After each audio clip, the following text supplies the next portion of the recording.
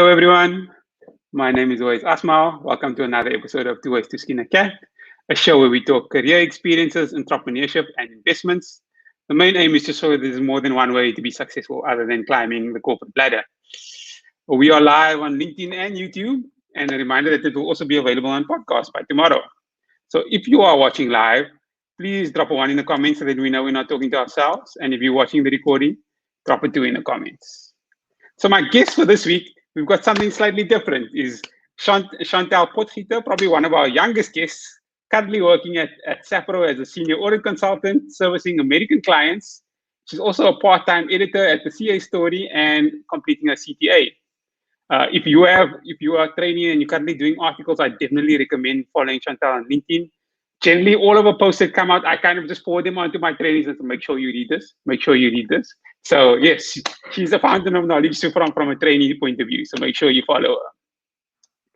Chantal, thanks so much for joining us today.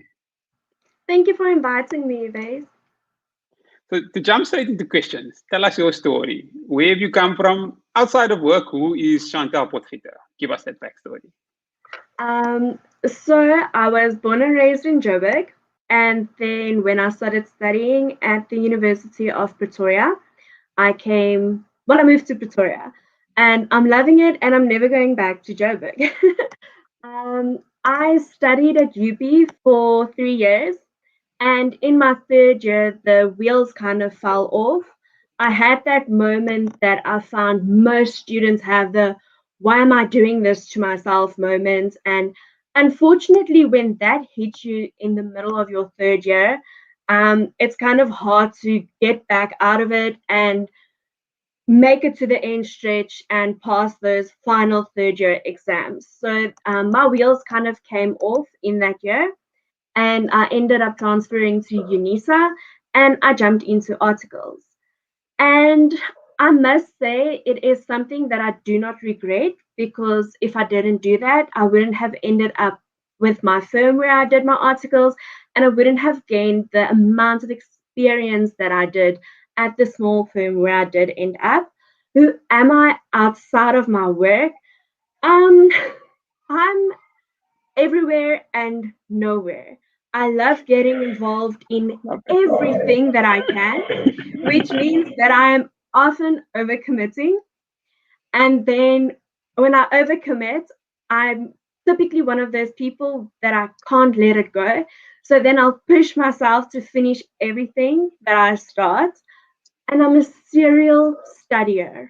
That sounds strange, but I just can't help myself enrolling for new programs and new courses and just keeping up, just keep on studying. So most of my time I spend studying new things, studying new courses, reading. Lately, from the beginning of the year, I've also gotten into doing some exercising, which I am enjoying. It doesn't come naturally to me, so it takes a little bit more work than other things. But yeah, I'm overall just always trying to be a happy person. Okay, no, it's correct. Sounds like you've taken the road slightly less traveled. But Yeah. as a relatively younger professional, I've seen quite a lot of your content on LinkedIn, and you're sharing a lot of your knowledge with those younger than you. So what made you decide to start that LinkedIn journey of sharing things with your younger colleagues? So it actually happened last year, February. I was looking through CVs for trainees for our firm. And some of the CVs I saw, I had a lot of questions about, what were people thinking when they were putting this in or not putting this in. And then on the 14th of February last year, I made a very long post on one of the CTA groups on Facebook. And I started giving pointers on adjust your CV like this, do this, include this, maybe you'll be more successful, because a lot of people were saying they were struggling. And then 2 weeks later, I got contacted by a Psycha editor on Facebook, and he said, can we arrange a meeting? And I thought, who's playing this major joke on me? Like, why is Psycha going to be contacting me through Facebook? Like, they've got my email address. I took the guy's call, and it was an editor for the Accountancy SA magazine. It was Mpo, and he said, "You know what? We saw this post. We loved it. Please, can you start writing articles for trainees, for students, giving them advice, helping them, making it easier for them." And then he put me in contact with Tanya, that is the director of training at SAICA. And it kind of just went from there. So I did a lot of articles last year. There was about 10 published last year. Oh, wow, And then okay. at the thanks. At the beginning of this year, I felt, certain things I can write for SAICA, but other things I can't necessarily use their platform to communicate to trainees and to students that I feel could be something that I went through that they can learn from and maybe do it differently. So in January, my whole career path shifted a little bit when I started working at SAPRO. And I decided, with the time that I have available, I'm going to start actively posting on LinkedIn and sharing my journey. And hopefully, it just even reaches one person and it helps that person. So that's why I also try and post a lot of diverse things from my journey, because everybody will take something different that can maybe help them. So staying on that editor talk, sorry, there's a bit of feedback there. You were an editor at the CA Story. So how did that come about? Because I've noticed that one or two people are writing articles, but I don't know 100% about what it's about. Okay, so the CA Story is a online publishing niche website. So we share stories about CAs, CPAs, um, company secretaries, entrepreneurs who didn't follow your normal route, who went above and beyond, or even just had a different way of getting to their goals at the end of the day. I saw a lot of their articles on one of the Facebook groups that I'm on, and I always read them, and I felt like, this is such a nice inspirational platform. And then in December, somebody posted, Chantal posted, they are looking for editors. And I was like, well, I love writing, even in my spare time, and I could do this in my spare time. So I sent her my CV and I said, listen, I'm interested.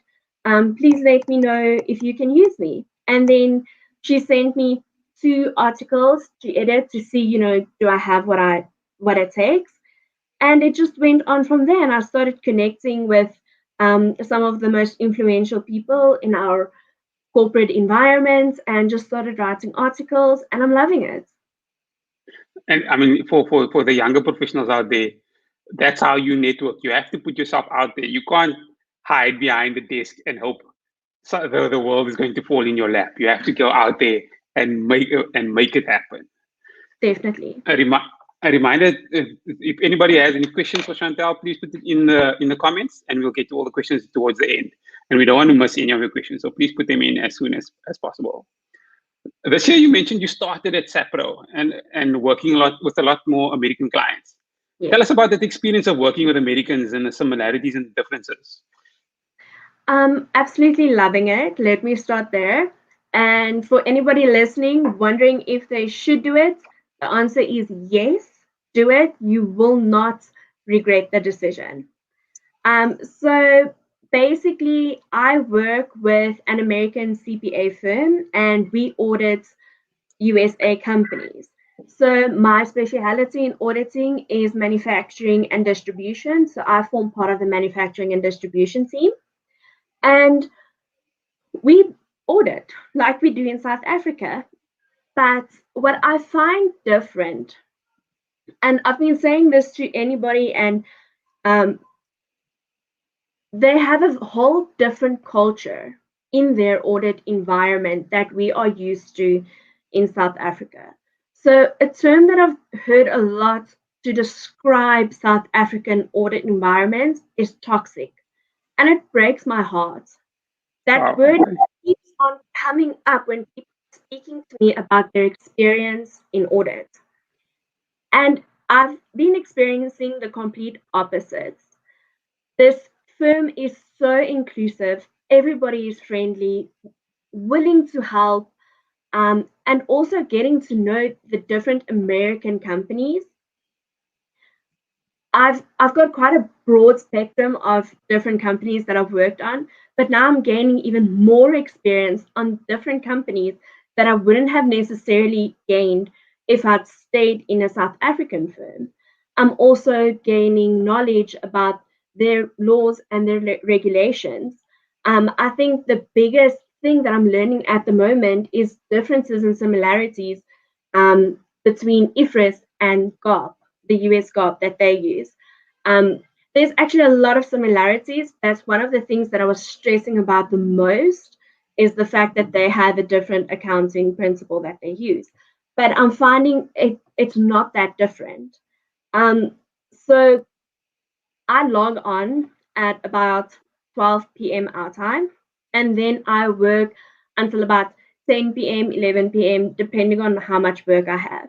So this gives me the whole morning to do some exercises, do my admin, go to the doctor if I need to go to the doctor, and then the whole afternoon part of the evening I work. And I'm loving it because that's when the day starts to cool down a little. And it's I'm not a morning person. So I prefer working in the afternoon and the evenings. So for me, it's perfect. But working for SAPRO, you've got more or less flexi time. So you can determine when you want to work. There's somebody else that's working from 9 to 9. So because that works for him. So it just gives you a lot of flexibility to also get to your own things at the end of the day. But the culture for me that I'm experiencing at this firm is absolutely amazing. And if it's something that we can incorporate into what people are saying, these toxic environments that we have, we should absolutely do it. So people can work 8 to 5 as well if they wanted to. Yes. Okay. So moving on what you mentioned there about the South African environment. Last year you posted about you put out a post about how trainees were being treated at a specific client, and I'm told you got a bit of a lot of blowback for it. So tell us a little bit about the story and a little bit about the blowback, if you don't mind. Okay. So basically, what was happening, I was an audit manager at a firm, and I didn't like the way one of the accountants were treating the trainees. The client accountants, basically. Yeah, the client's accountants. And I took this up with management, and I kind of just got brushed away, just like, let's ignore this. It's not such a big deal. It doesn't matter if trainees are treated badly. The work must just get done. And this made me feel very, very uncomfortable. I just felt, there's no way that you could justify that people are allowed to be treated badly. So I'm a very impulsive person. So I went onto LinkedIn and I made a post, and I just basically said, you know what, it doesn't matter who you are. You don't have the right to be disrespectful towards trainees and treat them badly. They should be treated the same way that you would be expected to be treated. Agreed. Everybody deserves a minimum level of respect. Exactly.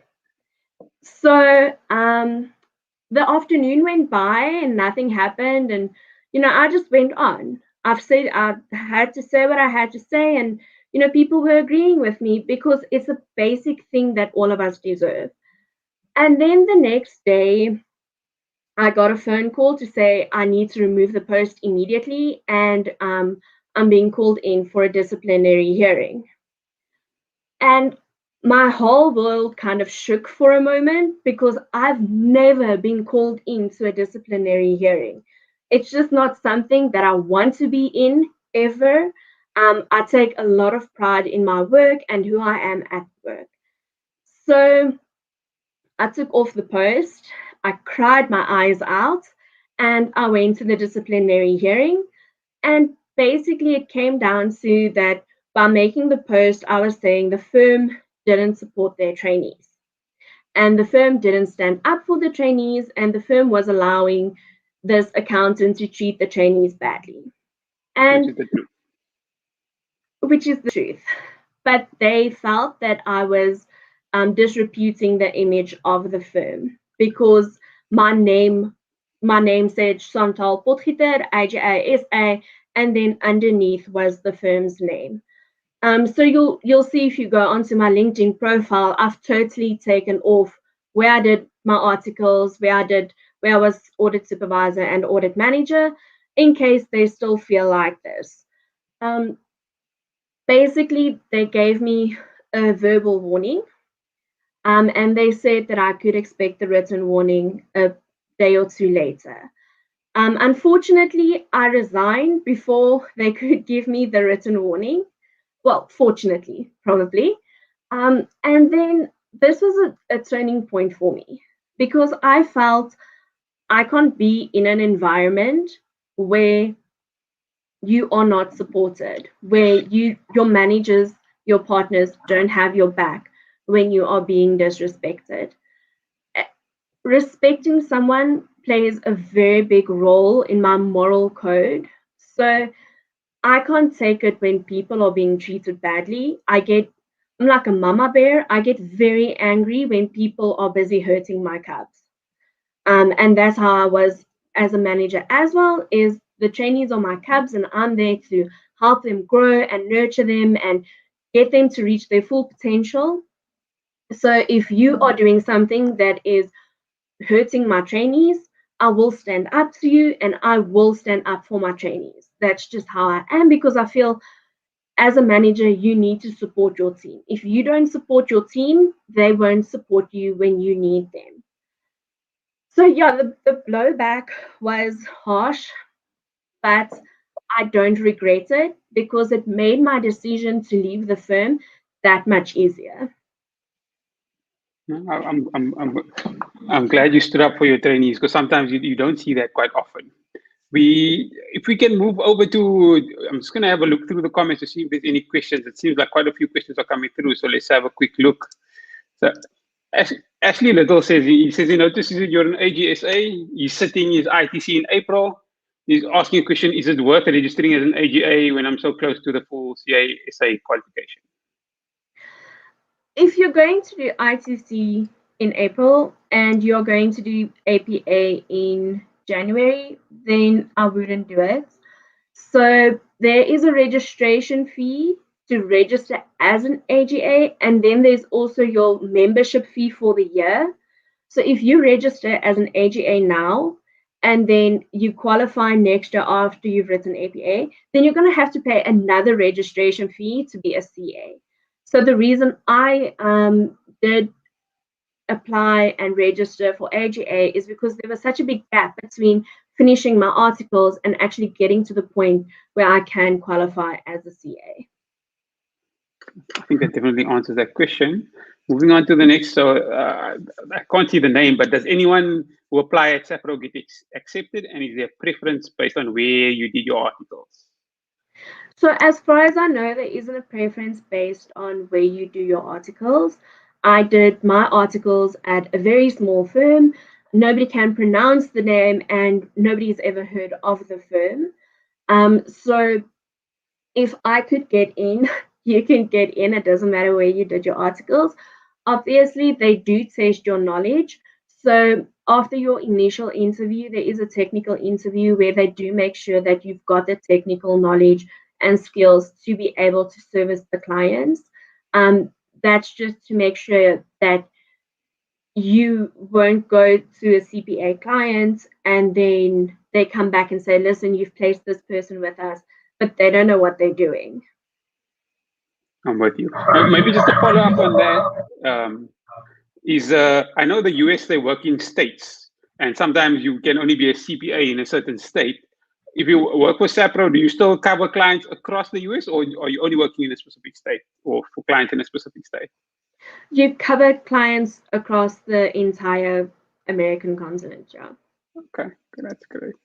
And then another question is, can you shed a bit of light on the opportunities you received or the doors which opened by holding that AGA designation?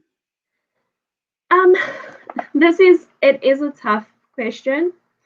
So AGA isn't such a broadly recognized designation in South Africa yet. So I was speaking to somebody else the other day, and the person made a very valid point. Is Saika has spent so many years perfecting the image of a CA that they are still struggling to get the image of AGA into companies. And unfortunately, this is a reality. You will see on job applications they want SIMA or CA. You won't actually see a AGA requirements, but I'm the kind of person that says, you know what, I did the same training, I got the same competencies. Even if they're asking for a CA, I'm applying for this position. Maybe the person seeing my CV sees something on there that they like, and I get put through. So what I've done with this is I've just said, you know what, no doors are closed to me because I'm not a CA. I refuse to accept that. And it actually works. I've been invited to more interviews where I don't meet the requirements than interviews where I ticked every single box. So don't be afraid to apply to something if you don't meet all the criteria. There's maybe just that one thing in your CV that the person reviewing it sees and says, listen here, this is a candidate. I don't care if the person is not a CA. I like that you said don't self exclude yourself. Basically, okay, I didn't explain that well, but if you don't apply, you're never going to get there. So Exactly. yes, I mean you have to take your shot. If you don't take your shot, you've already lost. Moving on to another question, we've got Ashley asking about your. You think it's because the client pays the fees that the audit partners or sometimes refuse to support trainees? Let me see if the question comes through. Well, I suppose if I can jump in, there's probably a little bit of, I haven't been in audit in a while, but there's a little bit of that. You have to maintain the relationship, but only to a point. I don't know what your thoughts are, Chantal. It is to a point, like you said, that it is the partners don't necessarily want to upset the clients that is paying them for the audit. But I also think that, you know what, a line must be drawn. Just because you're paying the audit fee doesn't mean you get to treat the people on the audit team any way you want to. If you won't treat the people in your company this way because you will end up in HR, then you can't treat the trainees and the managers that way. Yeah. No, agree. And just that seems to be all the questions. Any last words from you or anything that we didn't discuss that you'd like the audience to know? So over the last few weeks, people have reached out to me asking, should they're very unhappy in their training contract, in their environment, would I advise them to move to a different firm? I will never advise you to do anything because you're going to turn around and say, yes, but you said I must do this. But I will also not stop you or try and talk you out of trying to look for something else. It's just always important to remember that you're moving from one firm to another firm, but you don't necessarily know what to expect at the other firm. So if you do want to move, just make sure you're not moving into something that's worse than where you currently are. That to me, it's something that's been pressing on me a lot because I can't believe the amount of trainees that have reached out to me to say they are unhappy in their environments. And it's also very sad to me when they say it's the managers that make their environments so upsetting or so toxic. So if you can push through, please don't change in the last 6 months of your training contract. Just push through. And even the last year, I'll say that, just push through. But if you really can't do it anymore, don't resign if you don't have a new contract yet. Because I've had trainees giving me that option. Don't do it. Only if you've got a new contract, then move on. But try and stick it out. I wasn't always happy where I did my training. I think I went to interviews during the time 2 or 3 times. And then I just say to myself, stick it out. Chantal, it's 1 more year. Stick it out. Chantal, it's 6 more months. Stick it out. So what I ended up doing was, you know how people count down to their birthday or count down to a wedding? I was counting down to when I was being signed off. And then it makes that sign off just that much better. So really, if you can stick it out, if it's really too much, first look if you find something else. I do know of trainees that have just resigned and then they get stuck because they can't find new articles. And unfortunately, on your CV, you've got it's basically an incomplete. You didn't finish it. So basically, some employers can take this as you've made a commitment for 3 years and you weren't able to see it through. So they might question your commitment. And this is not something that you want. But if you're a trainee, if you're a student, please follow me, reach out to me if you've got any questions. I'll answer you in an essay, I promise. Because I can't do short paragraphs. If you've read my posts, then you know this is true. I'm usually like, I'm going to one paragraph, Chantal, one paragraph today, and then it's like 5 paragraphs later, and then I'm like, it's okay. You know, I've Okay. comprehension. And if everybody's got a voice, use it. Stand up for yourself. Don't just allow anybody to disrespect you because you're a trainee. It doesn't matter. Stand up for yourself. Go to your manager, address the situation. Don't just let it slide. If you let it slide once, it's going to happen again. And LinkedIn is a very big place to network. Reach out to people that you feel can guide you, can help you. There's a lot of people willing to help. So use the resources available to you. Agreed. No, I really like that about reaching out. Also, when you going and standing up for what you believe in, it's also how you do it. It's important. So think Yes. about that. And also the people that were thinking of changing. Remember, if you change, you also get another 6-month penalty on your. It's a 6-month longer articles process. So if you're not sure what the situation is going to be like in the newer firm, you might just be extending your suffering for an extra 6 months. So you have to weigh those things up. But exactly. I think you've summarized it brilliantly, and you've ended off brilliantly. So thank you so much for those words, Chantal. It's a reminder to everyone that the show is live on YouTube and will be available on podcast by tomorrow. If you're watching on YouTube and podcast and you feel that the videos added value, please don't forget to subscribe so that you get automatically notified when the next episode comes out. We've also started a weekly discussion on Clubhouse about business and investing in South Africa. That's on Mondays at 5 p.m. South African time, so please join us. I'll send out new information about the new episodes soon. Chantal, thanks again for joining us. It's been a pleasure. Thank you very much. I enjoyed it thoroughly. Thank you everyone for joining for another episode of Two Ways to Skin a Cat. Goodbye. Bye.